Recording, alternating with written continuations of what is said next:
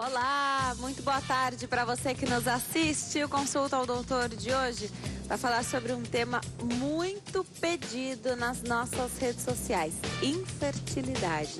Quem tira as nossas dúvidas é o urologista Dr. Cláudio Guimarães. Não saia daí, nós já estamos no ar.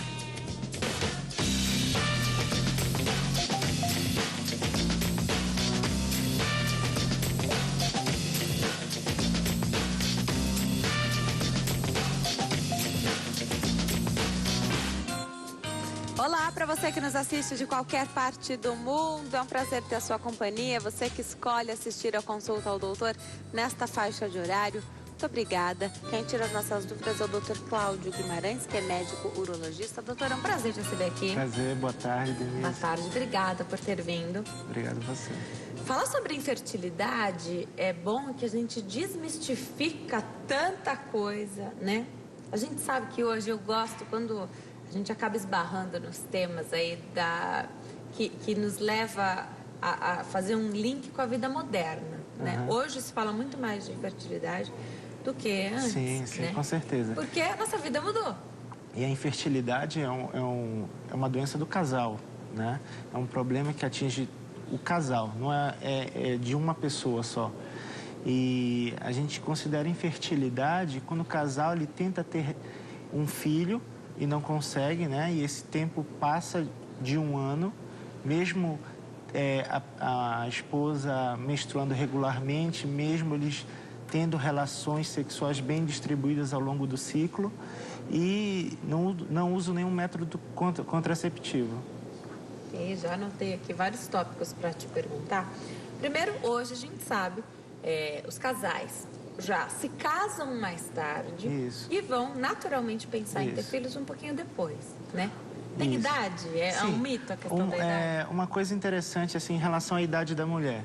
Quando você fala, quando um casal eles resolvem fazer aquela união matrimonial já a partir dos 35, 40 anos de idade, a gente orienta. Se a partir dos 35 anos de idade a mulher ela tenta engravidar e não consegue, ela não precisa esperar um ano para dizer essa mulher tem infertilidade. Com 6 meses ela já pode procurar uma ajuda. Isso é legal, estou anotando aqui, mas isso gera uma preocupação, às vezes exacerbada por conta das mulheres, né? Primeiro que é até bom a gente falar desse programa, porque os homens que estão assistindo a gente, né? De repente, o casal está com dificuldade de engravidar, o homem tira o corpo fora, sim, né? Sim. Ah, isso aí você que tem que ver, vai no médico, ele fala para a esposa, né? Só que as mulheres vão ao médico, né? E sim. Quanto a isso... Regularmente, né? A gente está muito mais assessorada ali e com muito mais suporte do que o homem, né? Agora, que dor de cabeça. Eu fico pensando como essas situações... Eu conheço histórias de casais que investigaram a infertilidade, né? Durante anos. Por que demorou tanto? E as mulheres contam. Porque a mulher foi o primeiro a fazer todo o rastreio. A gente sabe que tem alguns procedimentos que para as mulheres são mais invasivos, né? Haveria necessidade de fazer tudo isso se o homem já fosse fazendo ali um passo de cada vez com a mulher? Tem problemas que atingem o homem que são tão fáceis de resolver, sim. né, doutor? Não precisava desgastar tanto essa mulher. E, na verdade, quando um casal chega no consultório, o primeiro a ser investigado é o homem. Por quê? É mais fácil, né? Os órgãos genitais masculinos, os órgãos reprodutores, são mais fáceis de ser examinados, entendeu? E o espermograma, que é o principal exame para você avaliar a fertilidade do homem, é fácil, é como se fosse uma foto, né? Você avalia a concentração, a motilidade e a morfologia, que é o aspecto do espermatozoide, e vê se está dentro dos parâmetros normais. Tá.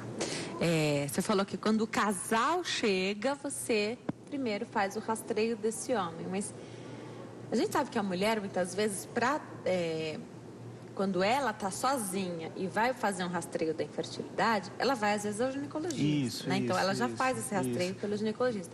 Quando o homem fala, eu quero ir também, eu vou com você, Aí abre a porta, então, para ir ao urologista, porque aí você consegue cuidar do homem e da mulher. Sim, sim, né? sim. Então é possível ir os dois ao consultório e te contar. Você percebe uma diferença, às vezes, em como... Eu sempre acho que a mulher observa um pouco mais, né? E tem mulher que tem tabelas no computador, né? Que fala de horários para se ter uma relação sexual, Na verdade, de temperatura. Denise, isso tem a ver, não tem? tem. Na verdade, Denise, quem quer engravidar é a mulher, não o homem, né? Ih, meu Deus, Então... mas aí tem um erro, né? Não. Existe um erro nisso, né? Não. Geralmente quem quer gestar é a mulher, né? Ela que tem aquele sonho matrimonial. Ah, não consegue fazer isso sozinha, de né? constituir uma família. E o homem, não. O homem é realmente um pouco mais relaxado nisso aí. Ih, meu Deus. E aí, quando é preciso fazer esse rastreio, então começa pelo homem. Maravilha. Começa pelo homem, isso. E muitas vezes você pode descobrir um problema no homem. Isso, assim, mesmo sem o espermograma, você avaliando o homem, examinando, você consegue avaliar o volume testicular, a presença ou não de varicocele. Eu ia te perguntar da varicocele. O que é a tal da varicocele? Que eu já li vários... eu leio mesmo esses blogs aí, às vezes a luta do casal para conseguir realizar o sonho, então, de ser pais, né? E aí, o grande problema era a varicocele. O que é isso, doutor? Varicocele é uma doença de veias, né? É como se fosse varizes de perna de mulher, né? É aquelas veias dilatadas, o qual é atribuído... Acontece no homem. Isso, mas tanto as varizes de membro inferior, como a varicocele e a doença hemorroidária, tem uma origem comum, é uma doença de veia, né? Então, se você tem um histórico familiar de varicocele, ou um histórico familiar de hemorroides, ou um histórico familiar de varizes de membro inferior, essa pessoa pode ter varicocele. Porque homens também têm varizes, né? Que sim, as pernas mais são raro. E também não dá pra ver muito, né? Às vezes tá lá, mas como tem muito pelo, é difícil de ver também. Isso. Não consegue ver. É mais atribuído à mulher, mas são doenças de veia. Também. Então tudo pode acontecer junto. Qual é o tratamento da varicocele? Cirúrgico, né? A varicocele não basta só você examinar e encontrar a varicocele. Você precisa ter uma alteração seminal, de concentração, motilidade, ou morfologia do espermatozoide. Você observando em duas amostras seminais que há essa alteração, em conjunto com a presença da varicocele, está indicado o tratamento cirúrgico, microcirúrgico, né? A cirurgia é feita com microscópio, para você ligar os vasos, as veias do plexo pampiniforme, né? E evitar que ligue inadvertidamente uma artéria ou um vaso linfático. Qual é a complexidade do procedimento? A complexidade... Para o especialista, lógico, tem que ser o... É microcirúrgico, você tem que fazer com microscópio, né? Não adianta, o que a gente observa por aí, que muitas vezes é feito sem microscópio, então não é uma maneira adequada. Você pode ter algumas complicações se você não fizer com o microscópio.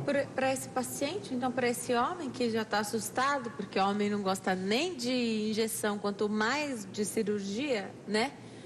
Interna de manhã, sai à tarde? Isso, interna de manhã, mais 5, 6 horas da tarde vai embora. Tá, então vai ficar tranquilo. Anestesia geral? Geral, né? Porque é feito com microscópio, então a gente não pode ter movimentos que na hora pode se tornar um terremoto no meio da cirurgia. Tá. Então é feito com cirurgia geral, mas é uma cirurgia geral que o paciente acorda, passa um tempo na recuperação anestésica e vai embora. Mais tranquilo do que os procedimentos que a mulher poderia fazer, então, para esse rastreio. Sim. Tá. Então, o homem, então, interno de manhã, vai embora à tarde, tranquilo. Vida normal depois? Ou não pode pegar peso? Não, vida normal, né? É claro que você orienta esse homem a colher amostras seminais a cada 3 meses para você avaliar se houve uma melhora desse espermograma dele, né? Acredito que não raramente, assim que isso é feito, e lógico, o casal continua namorando, logo a mulher está grávida. Sim, mais ou menos assim, você tendo só esse fator de infertilidade, você operando e vendo essa melhora, 2, 3 meses já engravida. Até antes mesmo de trazer o primeiro espermograma. Isso que eu ia falar. Às vezes é difícil esse homem. Tem que fazer o exame, tem que levar, né? Tudo isso. Agora, tendo engravidado essa esposa, se aquele era o problema, está resolvido. Mesmo assim, tem que fazer esse acompanhamento. Não, tem que fazer o acompanhamento, né? Para a gente comprovar que foi devido à melhora do espermograma que esse casal engravidou. Perfeito. Agora, doutor, muita gente fala do perigo da cachumba, né? Então, tanto com homem quanto com mulher, mas quando a cachumba comete um homem, primeira coisa que as pessoas já falam, pelo amor de Deus, olha, fique em repouso, porque senão a cachumba desce e aí você tem problema até de infertilidade. Quero saber se isso é mito ou verdade. É um mito, porque a cachumba ela não desce, né? Na verdade, o vírus da cachumba, ela tem um tropismo pelo testículo. Então, o vírus tende a migrar para lá, mas não tem que ficar deitado, em repouso. Mas você já ouviu isso, né? Já ouvi várias vezes, né?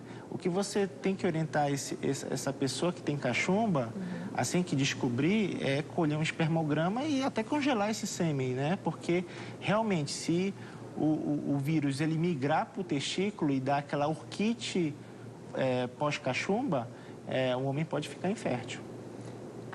Então tem que cuidar mesmo da doença. Tem que cuidar e colher o sêmen e congelar esse sêmen, de preferência, né? É claro que isso não é um recurso que é disponível para todos. É uma criança que tem cachumba. Isso, aí então você não tem. Mas aí a natureza é sábia, né? Na criança, os espermatozoides não estão na fase de divisão celular. Então essa criança, geralmente ela está protegida. Contra possível infertilidade que possa ocorrer no futuro. Entendi. Agora, doutor, você falou de congelar esse material e hoje homens e mulheres têm pesquisado e falado cada vez mais sobre congelar, né, o material, até para que você possa ter mais liberdade, né, e não precisar ficar preso a esse tempo, que para a mulher é implacável. E para muitos homens que deixaram para se casar lá para frente, 50, 60 anos, aí também já... Para o homem demora mais, né? Mas uma hora chega também. Sim, e de repente ainda é um sonho, né? Ser pai. É importante congelar? Se já é um casal estabelecido, você já pode congelar o embrião?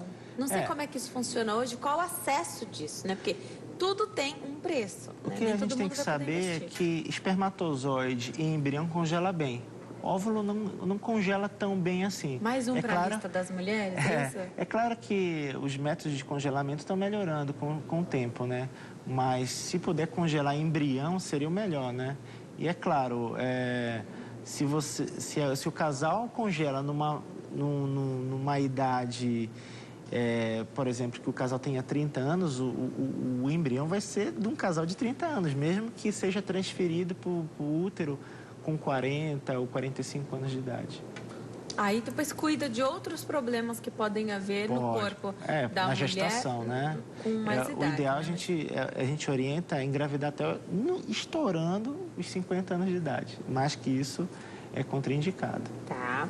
Agora, para ser naturalmente, a gente sabe que 35, 37, os médicos já pedem para... Já fica preocupado, né? Porque a reserva ovariana da mulher diminui muito, Tem né? exame que a gente possa fazer para ver essa tal da reserva? Sim, existem exames. A gente pode colher um exame de sangue, né? No início da fase menstrual da mulher, a gente tem uma noção, através de níveis hormonais, como é que está a reserva ovariana. Tem um exame famoso chamado antimileriano, no qual você tem uma estimativa de massa ovariana que a mulher tem. Quanto menor esse exame, pior a quantidade de óvulos, né? E, é claro, fazer também um ultrassom transvaginal. Você consegue contar a quantidade de folículos antrais, que são os folículos pequenininhos. Você tem uma noção da reserva ovariana dessa mulher. Perfeito. Agora, e quando a mulher está sendo rastreada e o que você encontra é uma endometriose, doutor? Endometriose, ela provoca, ela é a causadora de infertilidade na mulher? E aí você opera junto com o ginecologista, manda para o ginecologista, como que é isso? Então, a endometriose está entre os 3 pilares de infertilidade na mulher. Um é um fator tubário, outro fator ovulatório e outro é a endometriose. É claro que se a mulher tem um histórico de endometriose, e a endometriose causa sintomas nela, né? dor na menstruação, aquela dismenorreia, né, que a gente chama, está orientado você encaminhar para um ginecologista e ele fazer uma cirurgia videolaparoscópica para diminuir essa carga de endometriose que tem dentro do corpo da mulher. Mas se aquela mulher que tem fertilidade, ela não tem sintomas nenhum, ela tem que procurar um especialista em fertilidade, né? E aí, nesse caso, se ela não consegue engravidar durante um período de mais ou menos um ano, aí está indicado até fertilização in vitro, mesmo com esse grau de endometriose. É muito difícil quando chega, porque essa pessoa vai ser encaminhada a outro especialista, né? Agora, se acontece de ela já ter passado no ginecologista, ter operado de endometriose e não consegue engravidar, está indicado você atuar nessa infertilidade até em 8 meses depois dessa cirurgia de endometriose. Deixa eu ver se eu entendi. Você vai muitas vezes, então, trabalhar em conjunto com outros especialistas. Sim, pode acontecer isso, de trabalhar em conjunto, sim. Inclusive, quando chegar a hora e falar, olha, nós já investigamos, conheço muitas pessoas que não têm causa da infertilidade, não encontrou causa da infertilidade, sim, né? E isso é ruim, porque a gente quer uma resposta, né? Sim, sim, a mulher sempre quer uma resposta. E aí você precisa buscar o especialista em reprodução humana. Certo. Então, você também, olha, agora, de minha parte, está feito, você precisa agora partir, se quer engravidar, precisa partir para outro especialista. É difícil esse momento? Porque é muito mais fácil quando você está lá. O urologista é um médico que qualquer pessoa pode frequentar, né? Você pode visitar o teu urologista, né? Quem já teve pedra no rim sabe muito bem da importância do urologista na vida, né? Uhum. Acompanhar, fazer tudo isso. Agora, quando chega uma hora que você fala, olha, tá aqui um especialista em reprodução humana. Essa é uma hora difícil, né, doutor? Porque aí, quem vai ao especialista em reprodução humana é quem tem essa dificuldade. Sim, sim. A gente pega casais que já estão tentando ter filhos há 3, 4, 5 anos. E é aquele negócio, quanto mais tempo de infertilidade, aí pior é o problema. Se é uma infertilidade de 1, 2 anos, assim, a tendência é ser uma coisa leve. Agora, 10 anos de infertilidade, 15 anos de infertilidade, aí você fica preocupado. Aí, realmente, não é pouca coisa que tem aí, né? Então, alguma coisa séria deve estar acontecendo para esse casal não engravidar. Olha, o Ronaldo está me passando uma pergunta aqui que é muito interessante. Anabolizantes, exercício físico em excesso. E olha, hoje homens e mulheres fazem uso de anabolizante, né? Aquela suplementação excessiva, que você não sabe se foi um especialista que prescreveu, recomendou ou não, porque a gente consegue comprar esses suplementos em qualquer lugar hoje, né? Isso pode atrapalhar a fertilidade de homens e mulheres? Anabolizante é altamente proscrito. Não se deve usar anabolizante em um casal que quer engravidar. Por quê? O anabolizante ele vai elevar o nível de testosterona a níveis suprafisiológicos, né? E essa testosterona vai mandar um sinal para o cérebro para parar a produção de espermatozoides. Ou seja, o homem chega a ficar azospérmico, né? Sendo que pode até acontecer dele não conseguir voltar àquele padrão normal dele antes do uso do anabolizante. A preocupação lógico, chega uma hora que a pessoa já tem uma certa idade, está maduro, decidiu, ou maduro, porque as mulheres também, infelizmente, utilizam, né, os anabolizantes. E aí tem todo um histórico de anos utilizando. Isso também, você carrega esse histórico. Sim, né? sim. Você pode não usar dali para frente, mas você carrega esse histórico. Sim, sim, com certeza. E você falou também de atividades físicas em excesso. Exercício físico. Uhum. A mulher pode chegar até a parar de menstruar. E aquelas maratonistas... Eu já ouvi isso. Elas não menstruam, né? Pelo tanto de esforço físico que ela faz. Então, há um bloqueio da liberação de hormônios e ela tende a entrar em amenorreia. Agora, doutor, isso é importante, claro, você falou dessas atletas, são atletas, né? Então, elas estão ali monitoradas também, estão preocupadas com outra coisa, né? Agora, a gente vê muitas pessoas hoje exagerando nesse exercício, às vezes até sem pensar. sem pensar nessa consequência. Por isso que é importante fazer o acompanhamento, fazer os exames periódicos, né? Ontem a gente falou do coração também. Precisa estar tudo em ordem para que a gente consiga caminhar, né? Chega a hora, então, de ter filhos, você consiga ter todo esse aparato, né? Eu falei da endometriose, a gente falou, produtos tóxicos também podem fazer, e a gente se expõe muito, né? Então, a gente se expõe à poluição. Eu li já pessoas dizendo que, será que a poluição pode atrapalhar? A gente está exposto, não dá para parar a poluição, né? Estresse, a gente está exposto ao estresse, importa é como a gente lida com ele, né? O cigarro, o tabaco. Isso a gente pode... Não pode. Deixar, né? Isso a gente pode parar. Quem fuma pode parar, né? Agora, a poluição não dá para parar. Não dá, não dá. É só para você ter uma ideia, por exemplo, em relação ao cigarro, ao tabaco. O cigarro, ele diminui a vida reprodutiva da mulher em 4 anos. Diminui a motilidade ciliar das tubas dela. Fora que a gente sabe do prejuízo que é uma grávida continuar fumando. Né? Exatamente, né?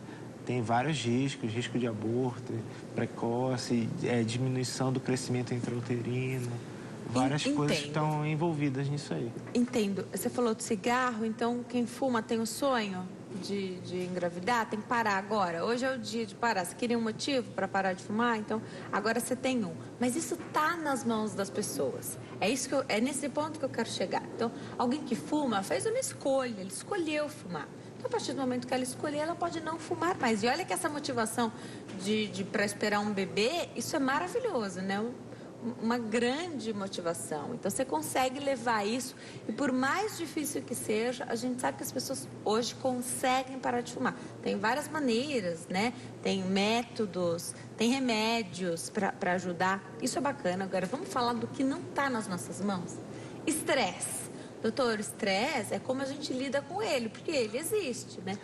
O ambiente onde a gente vive, de repente você vive num ambiente que não é favorável, né? Como é que a gente lida com isso? Então, o paciente chega, ele te conta isso. Sim, geralmente um casal que tem um problema de infertilidade já é um casal que está angustiado, né? Exatamente. Estressadíssimo, né?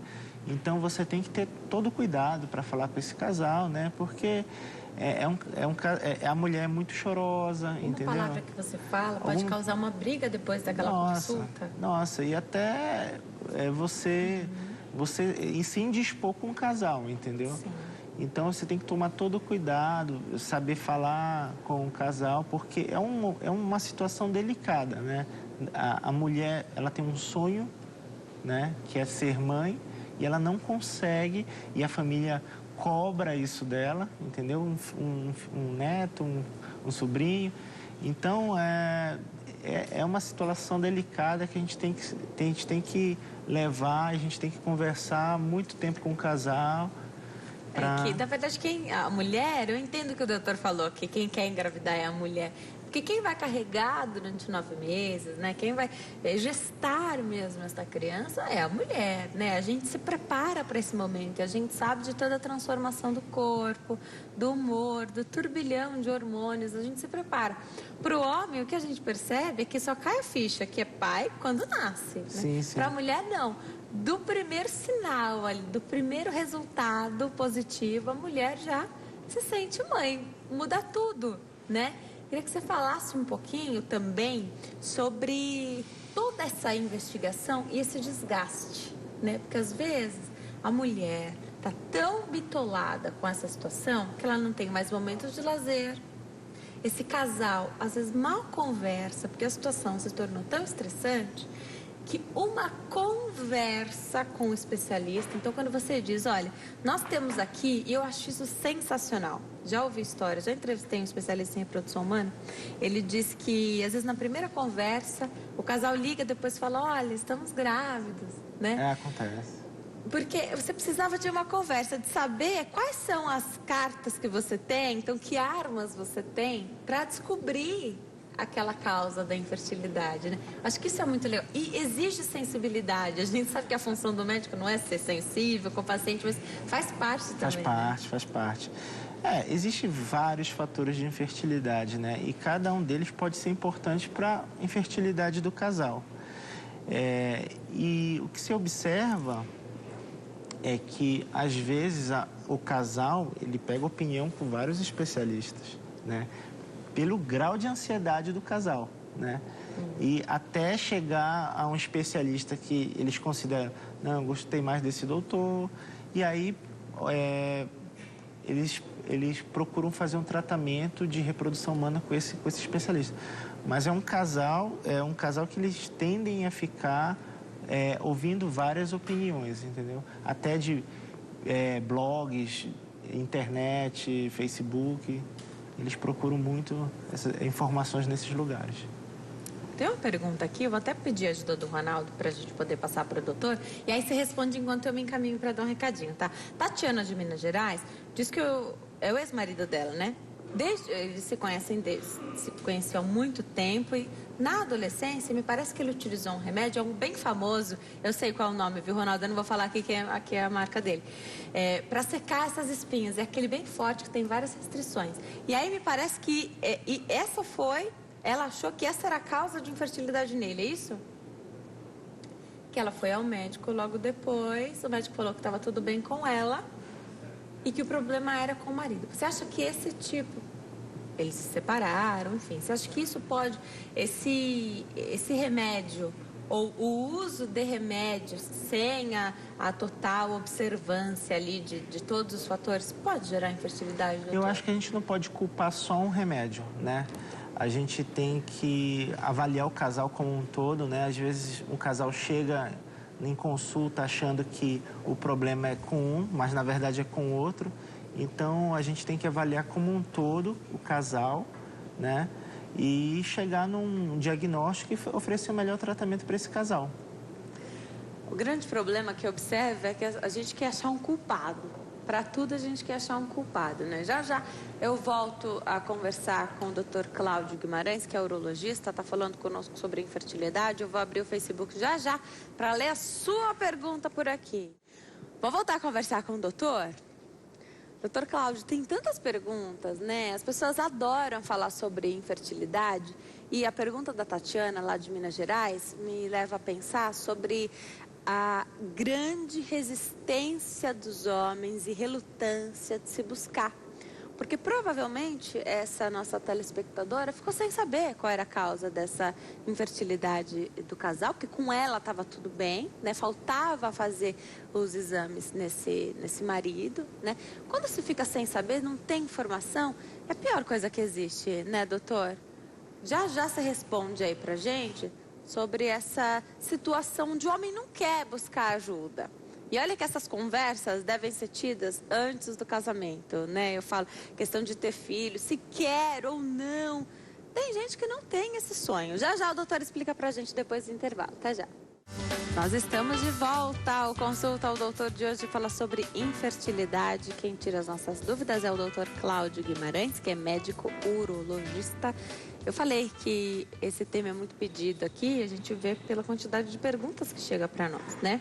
Fernando Mariano diz que a esposa dele teve cisto nos ovários, fez 2 cirurgias para tirar os cistos, ficou com apenas uma pequena parte de um dos ovários e sem nada do outro. Hoje ela está com 33 anos e ele pergunta, será que há possibilidade de conseguirmos engravidar? Sonhamos muito em sermos pais. Aí a gente tem que saber, Denise, se eles já estão tentando ter filhos, né? Tá. Com certeza eu acho que já estão tentando, mas se houver essa dificuldade, nesse caso aí, seria interessante partir já para uma fertilização in vitro, tá, né? Pela diminuição, pela reduzida massa ovariana que ela tem, às vezes você precisa estimular esse resto de ovário que ainda tem para produzir o máximo de óvulos possíveis, né? E colher através de uma punção transvaginal, pegar esses óvulos e injetar no laboratório os espermatozoides dele, formar os embriões e aí transferir depois para o útero dela. Acho que seria o melhor caminho para esse casal. No caso deles, então, se já estão tentando, também não precisa esperar aquele 1 ano que a gente falou aqui. Como já há uma... Já há uma causa aí, né? É uma causa grave. Ela já tem um pedaço de um ovário, né? Então, tem que procurar um especialista e, nesse caso, eu acho Mas dá para realizar o sonho, lógico que dá, Eu acho que nesse momento, eu acho que o casal está partindo mais para a fertilização in vitro. E aí, a questão de reprodução humana é um mundo inteiro a ser descoberto por esses casais, né? Então, você vai descobrir o que é melhor para você. Você falou da fertilização in vitro e desse processo todo, né? Claro que existe um desgaste emocional, porque não é garantido que vai dar certo, Sim, 30% dos casos dá certo de primeira, né? Sim. Às vezes precisa de mais de 2, 3, 4 tentativas para alcançar essa gravidez. Claro, mas que dá para ser pai dá sim. E mãe? Dá sim, com certeza, né? Thaís de Gouveia diz primeiramente boa tarde. Gostaria de saber quais exames que um casal precisa fazer para saber se realmente há infertilidade. Thaís, obrigada. Um beijo para você, doutor. Dá para nomear alguns? Dá sim.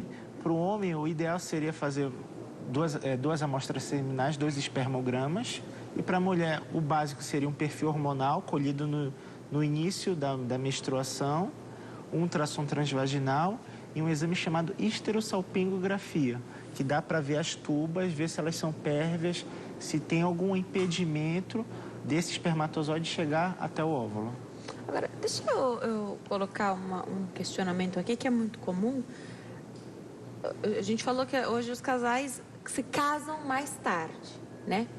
E aí, se casam, querem se prevenir ali, então utilizam os métodos contraceptivos, porque não está na hora de ter filho ainda, estando casados, mas não está na hora de ter filhos.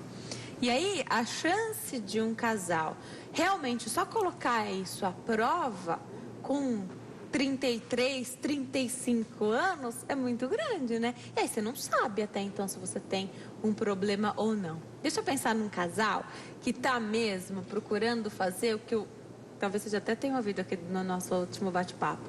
Eu gosto de pensar num planejamento, de verdade mesmo. Não é só, não, agora é hora, é um momento profissional, o momento financeiro tá bom, então estou planejando ou desejando esses filhos agora. Estou pensando em alguém que está cuidando da saúde mesmo. E tem uma lista enorme, especialmente a mulher, né, para cuidar antes de engravidar.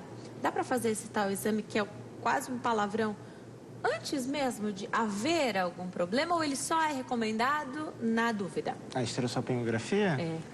Sim, eu acho que é um exame que eu acho que a gente só deve solicitar na dúvida, né? Não, porque é um exame um pouco invasivo, né? Você injeta contraste através do colo uterino da mulher e o contraste ele se preenche em toda a cavidade uterina, as tubas, e cai na cavidade peritoneal, dentro da barriga da mulher.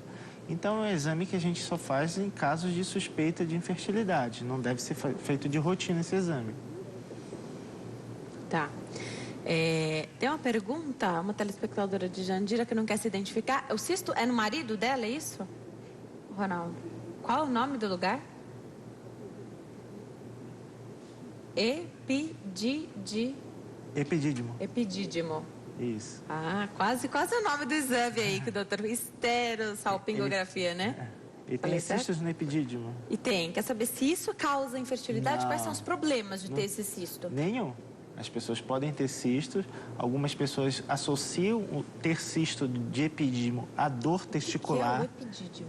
Epidídimo é uma região, é um órgão que fica em cima do testículo e a função dele é armazenar espermatozoides, aqueles espermatozoides maduros. Tá. Então, ter um cisto lá... Não quer dizer nada. Tem que tirar? Não. Não tira também? Não tira. Não causa infertilidade? Não causa infertilidade. Então...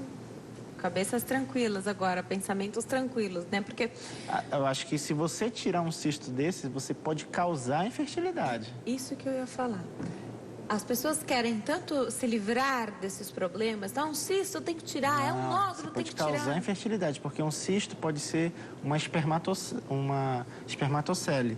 E, na verdade, é uma dilatação dos túbulos epididimários. E aí você tira, você causa uma vasectomia nele. Doutor, e alguns tipos de câncer que acometem a região genital, tanto do homem quanto da mulher, isso causa infertilidade? Câncer? Sim, sim. Câncer de testículo? Sim, né? Na verdade, é assim. Quando você tem câncer de testículo, você pode adquirir isso através de uma causa genética, né? Acredita-se que seja uma causa genética a origem de um câncer de testículo. E a infertilidade também estaria associado a esse câncer de testículo. Ou seja, você tem um câncer de testículo, você pode ter infertilidade. É claro que você ter um testículo não quer dizer que você tenha infertilidade, mas parece que tem uma mesma origem genética, a infertilidade e o câncer de testículo. Alguns estudos falam isso, né? Tá. Elisa Martins agradece que a gente colocou o tema aqui, diz que legal, obrigada. Elisa, um beijo para você. Thaís de Gouveia aproveitou para fazer outra pergunta, já que a gente respondeu já dela, né? Mioma uterino causa infertilidade, doutor? Não. Só aqueles miomas exuberantes, aqueles miomas que abalam a cavidade uterina, né? Abalam o endométrio, aí sim pode ser causa de infertilidade. Mas miomas pequenos que ficam no miométrio, eu acho que não tem problema nenhum. Tá. Dorinha de Ribeirão Preto diz que tem não sei se uma trompa ou as duas obstruídas, certo, ou uma ou duas. Ela já fez uma fertilização in vitro, é isso? Fez um procedimento para não funcionou, tá fazendo de novo agora. A gente sabe que isso é muito comum, né? Precisa manter aí o coração tranquilo nesses momentos, né? Ela quer saber se isso pode impedir a gestação. O fator tubário? Uhum. Não, na verdade, ela está fazendo um tratamento, né? Que é a fertilização in vitro. Porque aí não vai passar por ali, né? Não vai passar por ali. Já vai para a fase depois. É claro que, se ela tem uma doença tubária, né? Na hora de transferir o embrião que é feito no laboratório, que é formado no laboratório, transferir para o útero dela, esse embrião, antes de grudar no endométrio, ele fica passeando. Entendi. E ele pode cair na tuba. Entendi. E causar gestação ectópica.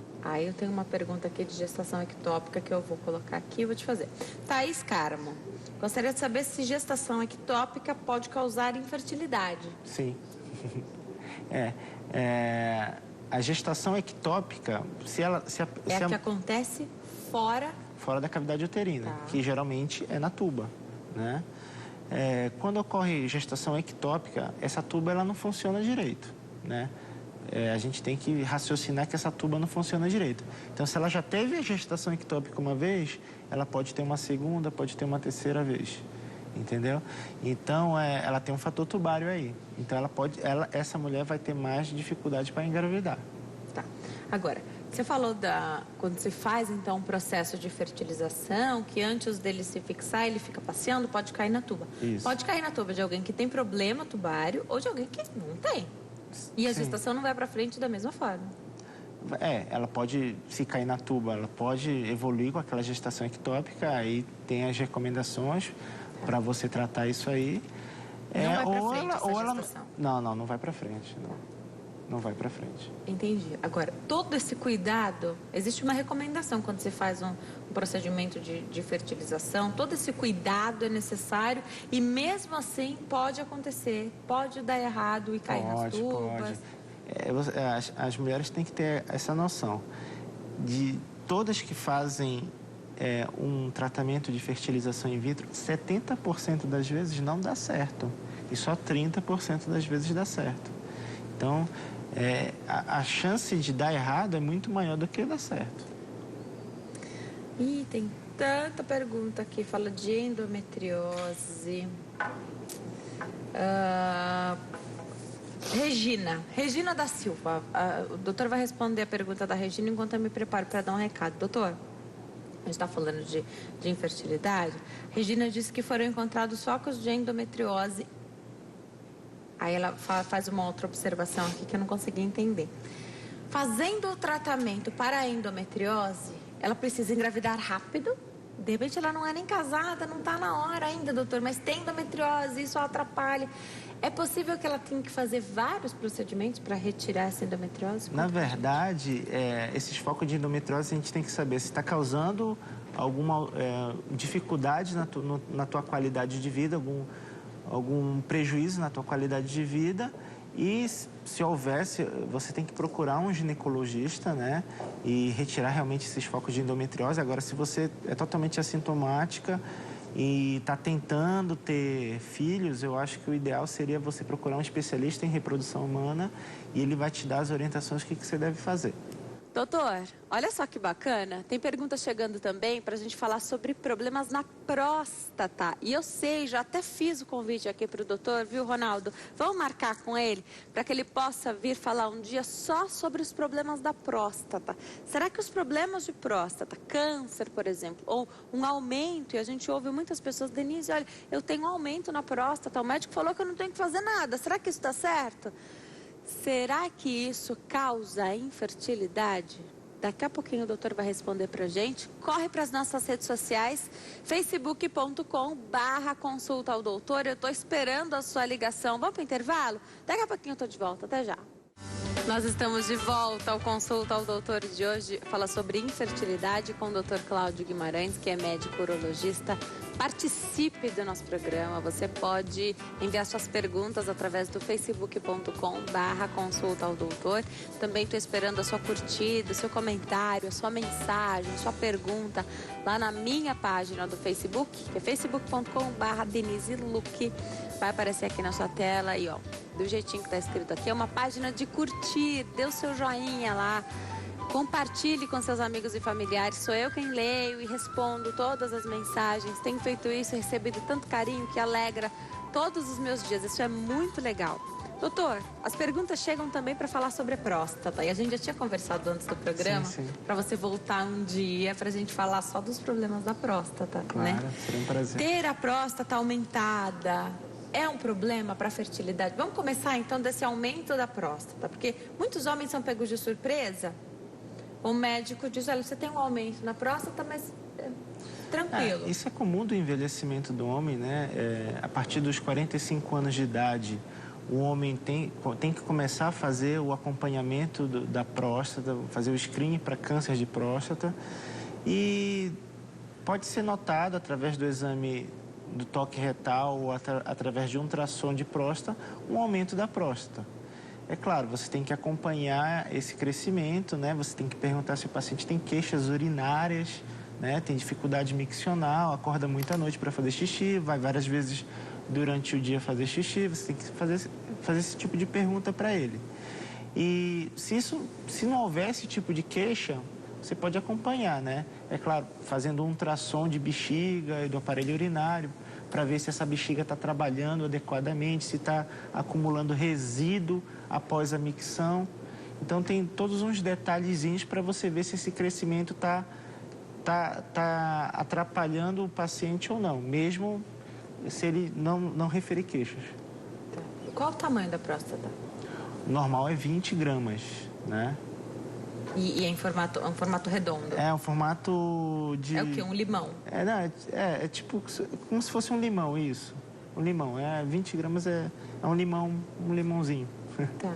Por que eu tô perguntando isso? A gente não consegue ver, né, doutor? Pra você, é seu dia a dia. Pra gente não é, né? Ter, então, esse aumento é normal do envelhecimento. Você falou a minha idade, aí a partir dos 40, 45? 45 anos de idade. É uma idade jovem ainda. Tem muitos homens sendo pais pela primeira vez nessa idade. Certo. Né? Isso não pode atrapalhar de jeito nenhum. Por isso tem que fazer esse acompanhamento. Sim, Quando sim. é que o homem precisa, que não tem jeito, que tem que visitar o urologista? É quando? A partir dos 45, 50 anos de idade. Tá, vamos colocar 45, porque sempre o pessoal deixa passar um pouquinho, então, sim, né? Sim. Volta para a gente falar até sobre o toque retal, que os homens não querem fazer o exame, eles se contentam com aquele exame de sangue, que é o marcador PSA, né? PSA. Ele não é... Só ele não te completa Não, tem que ter eu gosto de fazer o exame do toque e fazer um ultrassom de próstata, que eu acho que os três se complementam, né? Só um não é o suficiente. problemas como recorrentes crises renais. Então, a pessoa que tem um homem, vou falar no homem, já falo da mulher, que tem muita pedra nos rins. E tem gente que, eu tenho pedra nos rins. Eu já tive, mas eu tenho certeza que não tem, porque quando faz ultrassom, eu peço para dar uma olhadinha como estão os rins por lá, né? Isso atrapalha também a fertilidade? Pode haver uma infecção e essa infecção... Já falo da mulher que tem mais infecção urinária, né? Uhum. Isso pode atrapalhar, doutor, no homem? Não, não atrapalha. Ter cálculo renal não atrapalha a fertilidade do homem.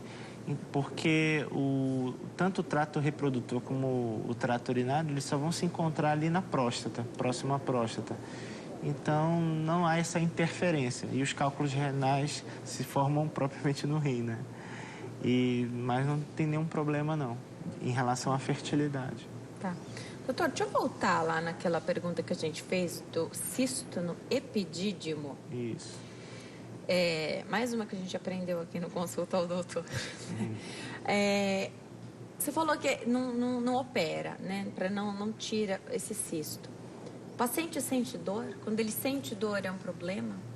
Na verdade, o paciente procura o consultório por causa da dor testicular, né? Essa é uma queixa muito comum no consultório do urologista. E na investigação, ou o médico, ou um médico urologista ou um clínico geral, eles pedem um ultrassom de testículo, até pensando em alguma outra causa de dor testicular.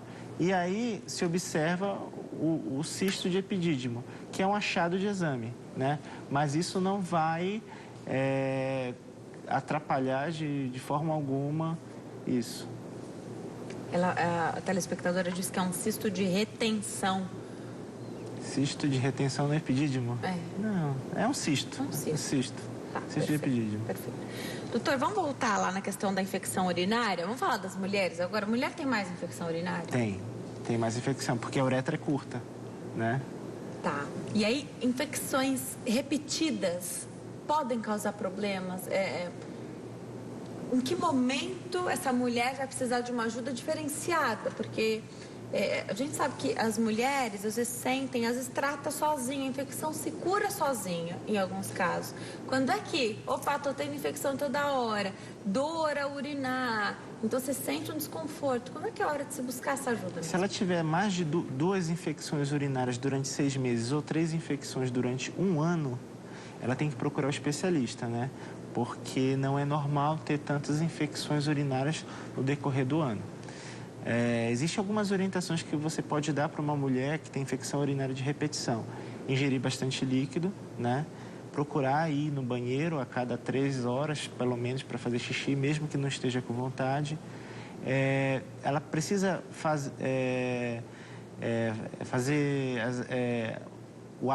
ter um hábito intestinal regular, diário, né? Precisa ir no banheiro, fazer cocô todos os dias.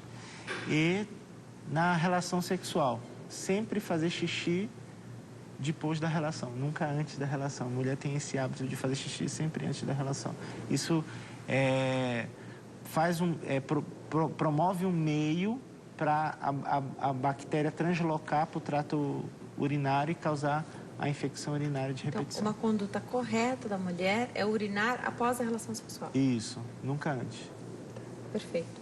Agora, isso ajuda nessa questão da infecção urinária, mas não vai proteger a mulher 100%. Não vai proteger. Mesmo assim, pode acontecer de apresentar infecções urinárias de repetição. Nesse caso, a orientação é você tratar essa infecção e, após esse tratamento, iniciar uma antibiótico profilaxia. Ela toma um comprimido de um antibiótico todos os dias durante 3 a 6 meses, para ver se ela dá um descanso para ela, né? E às vezes melhora bem e ela consegue ficar um tempo sem infecção urinária. Tá, entendi. Agora, essa infecção urinária te causa preocupação quando ela atinge bexiga, por exemplo, ou quando ela sobe um pouco? Assim, quando ela causa pielonefrite, né, que é a inflamação dos rins, dos rins também? Isso, você tem que pesquisar a causa. Você sempre tem que solicitar um ultrassom do aparelho urinário, né? Às vezes tem cálculo renal, cálculo de bexiga associado, que pode ser um perpetuador de infecções urinárias. E aí, nesse caso, o tratamento para esses cálculos renais é cirúrgico, né? Você tem que tirar esses cálculos. Sangue na urina. Então, quando há sangue na urina, que a gente chama de hematúria, ou microhematúria, quando só observa no exame de urina, você tem que perguntar para a mulher se o histórico familiar de câncer no aparelho urinário e até mesmo investigar se essa mulher já fumou em algum momento da vida dela, né? Que o sangue na urina está muito associado a câncer de bexiga. Então, você tem que pedir novamente... O cigarro está muito associado. Isso, a câncer de bexiga. Então, você tem que solicitar exames, né? Um ultrassom, uma tomografia para avaliar esse trato urinário, ver se tem alguma... você descobre a causa desse sangramento. Mesmo assim, se você não consegue descobrir a causa, está indicado, se persiste essa hematúria, está indicado você entrar com o aparelho, olhar dentro da bexiga, ver se você encontra alguma lesão que justifique aquele sangramento. Doutor, vem preparar para dar um recado. Creuza Rocha, de Minas Gerais, ela faz uma pergunta aqui que é muito comum, né? A gente está falando de infertilidade, e aí ela engravidou ano passado, mas teve um aborto espontâneo. Ela está tentando engravidar de novo, mas ainda nada.Ela tem medo de não conseguir engravidar. Há quanto tempo ela está? Ela não sei há quanto tempo ela está tentando. Ela quer saber se miomas atrapalham. Ela não passa informações precisas, mas existe um medo depois de um aborto espontâneo. Sim. Existe um medo, né? Aborto espontâneo pode acontecer, né? E a principal causa é a alteração genética. A natureza sabe nesse momento se aconteceu o aborto, era para acontecer mesmo. E essa mulher tem que procurar persistir no sonho de ser mãe. Mas se esse sonho não vier, você tem que procurar um especialista em reprodução humana. Perfeito. Agora eu vou dar um recadinho para você. Já volto a falar com o doutor. Vou ler sua pergunta lá no Facebook também. A gente sabe que é difícil dar um direcionamento. Às vezes as perguntas... A gente não é uma consulta que se faz com esse especialista, é só uma orientação. Às vezes é muito difícil, tá longe, né? Não tem exames, mas ser acompanhada por um especialista, olha, é a chave do sucesso, com certeza. E quanto antes, melhor, né? O doutor já fala sobre isso. Vamos voltar a conversar com o doutor Cláudio. Doutor, muitas perguntas chegam aqui. É difícil dar um direcionamento à distância, a gente sabe, né? Os nossos telespectadores às vezes mandam até resultados de exames, né? Seguir o que o especialista pede. E olha que não é raro o casal buscar um especialista e ele pede um monte de exames, o casal fala, não, vamos tentar outro, vai. Queria que você falasse um pouquinho sobre isso, sobre seguir... Não sei se a palavra certa é protocolo, mas seguir todos os passos para afastar outros problemas que possam causar infertilidade. Queria que você falasse um pouquinho sobre isso. De repente, é só mesmo um momento que ainda não deu certo para engravidar. O casal não tem nada, né? Conta um pouquinho para a gente, doutor. Então, Denise, nesse caso aí, a gente observa que o casal às vezes procura, né, a gente... por esse problema, dessa dificuldade dessa gravidez, a gente tem que pedir os exames básicos, né? Que é o espermograma para o homem, né? 2 amostras seminais com intervalo de 15 dias entre as amostras, pelo menos, e uma abstinência sexual de 3 dias. Para a mulher, a gente solicita um perfil hormonal, que ela colhe no 2º ao 4º dia da menstruação dela, ou seja, quando ela menstruou aquele sangue vermelho vivo, ela no 2º ou 4º dia, ela colhe exames de sangue, que é o FSH, o LH, prolactina, estradiol e os hormônios da tireoide, TSH e T4 livre. Esses são os básicos, né, que a gente tem que solicitar. Lá pelo 12º, 14º dia do ciclo menstrual, a gente faz um ultrassom transvaginal, né, para a gente ver aquele folículo dominante, aquele folículo que ele vai ovular. Seria interessante ver o espessamento endometrial e a gente também precisa... Você tem informação. A gente tem essa informação se ela está ovulando, né? Uhum. E a gente também solicita a esterossalpingografia Esterossalpingografia. Esterossalpingografia, que é um exame antigo. Algumas pessoas falam que é arcaico, mas é o melhor exame para ver tuba, né? Para ver se esse espermatozoide ele consegue chegar até o óvulo. Que não adianta você estar ovulando lindamente, ter um sêmen muito bom, mas as tubas forem deficientes, seriam obstruídas, entendeu? Então, tudo isso é importante, essa avaliação com pelo menos esses 4 exames aí. Doutor, quando não há uma causa para a infertilidade, e aí nós estamos falando da infertilidade do casal, porque aí nada foi encontrado, né? Ou, de repente, havia um problema aí na mulher, foi tratado e tudo deveria ficar em ordem. Não há. E aí não há tratamento, então. Quando você não tem uma causa... Você pode oferecer um tratamento. Se você não encontra uma causa, você pode começar com uma baixa complexidade. Você faz como a gente chama, coito programado. O casal tem relação sexual em casa. Dias certos. Nos dias certos. A mulher ela faz um acompanhamento no consultório, com ultrassom transvaginal, vê aquele folículo que está crescendo. Você pode estimular o crescimento desse folículo, né? E até dar uma medicação para ela ovular naquele dia que você está planejando, né? E aí o casal tem relação sexual em casa. O que é muito similar a isso é a inseminação artificial. A mulher ela faz o acompanhamento, né, do crescimento desses folículos, se dá medicações injetáveis subcutâneas na barriga, e aí você acompanha esse crescimento desse folículo, né? E no momento certo você também dá uma medicação para disparar essa ovulação. 36 horas depois, você injeta espermatozoides processados dentro do útero dela. E aí espera para ver se ela consegue engravidar naturalmente. Isso são baixas complexidades, né? Que você pode oferecer para esse casal que você não encontra uma causa definida, né? Para essa infertilidade deles. Você falou que é de baixa complexidade, acredito que o investimento também seja menor. Né? Dá para tentar. Dá para tentar. Entra naqueles 12 meses de tentativa, isso aí? Então, de repente, está tudo bem, mas esse casal está com a idade já mais avançada, que é uma tristeza falar isso, né? Porque são pessoas muito jovens, são mulheres muitíssimo jovens, né? É uma tristeza falar de idade avançada, 35, 40 anos, mas para isto né? Entra naquele tempo, então chega uma hora que de baixa complexidade, olha, esse aqui já não dá mais, você tem que partir já para o próximo. Aí você tem que partir para alta complexidade. Se você tenta 2, 3 vezes de baixa complexidade e não alcança a gravidez, aí você parte para alta complexidade, que é a fertilização in vitro.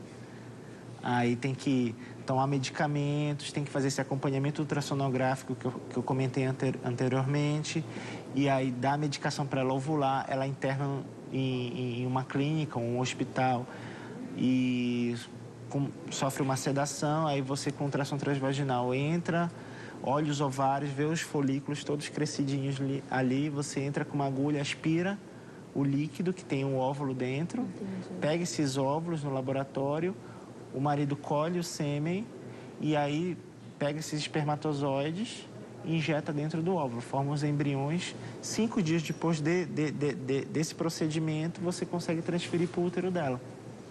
Os embriões bem formados, né? Porque eles podem se perder durante o caminho. Tem regra hoje para se fazer isso, né? Dá um bate-papo inteiro para a gente falar só das técnicas, né? Tem regras de quantidade, por idade que se transfere para essa mulher. E mesmo assim pode não dar certo. Tem mais chance de ter múltiplos, né? Tem mais chance. A inseminação, a chance maior de gemelaridade e a fertilização in vitro também. Gira em torno de mais ou menos uns 15% de chance de gemelaridade. E se ocorrer a gravidez, né? Sim. É muito comum as pessoas terem dúvidas sobre isso. A gente vai planejar um programa só para falar das técnicas de fertilização, que tem mais de 1h30 aqui para a gente conversar sobre isso. E também, doutor, volta para a gente falar mais da próstata, que é um alerta, né? Quando a gente fala de câncer de próstata aqui no programa, ou de andropausa, saúde do homem, né?